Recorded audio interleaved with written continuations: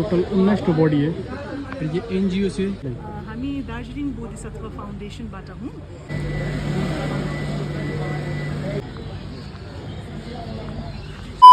First and foremost त्यसले and नमस्ते। हामी दार्जिलिङ बोधिसत्व फाउन्डेसनबाट हौँ। यो चाहिँ एउटा एनजिओ हो अनि यस हामी यो काममा चाहिँ अब लागि परेको धेरै समय भइसक्यो।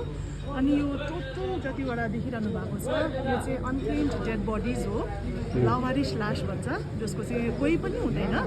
अनि यो टोटल जतिवटा देखिरहनु भएको छ यो चाहिँ अनक्लेम्ड डेड बडिज हो, लावारिस लास भन्छ, जसको चाहिँ कोही पनि हुँदैन। अनि ती लासहरूको जिम्मा चाहिँ हामी लिएको छौँ, एज एन एनजिओ हामीले लिएको हौँ।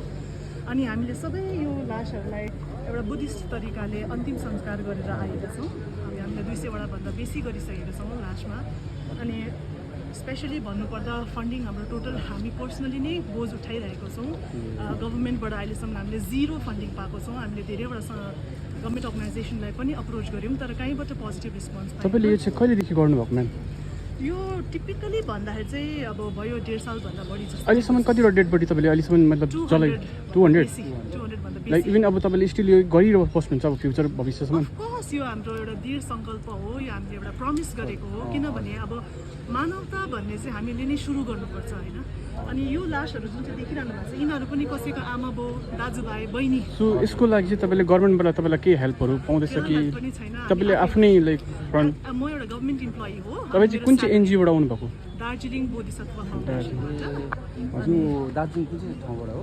माथि main proper so Darjeeling. Ma'am अलिकति मार्क्स हटाइदिएको अलिकति होइन I don't want popularity. Actually तपाईँले सो त्यही भएर अब चाहिँ आजकै अब you can take it on record होइन। अब जस्तै आजकै कुरा गर्नु भने बिहान 9 बजीदेखि हामी लागि परेको होइन।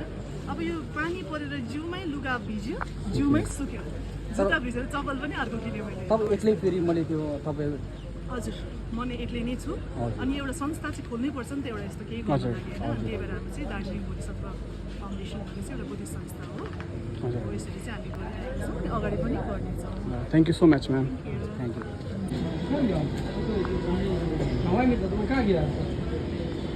अमितको नम्बर लिस्ट गर्छ हौ। वो बेचा तपाईँको मास खान जाने क्या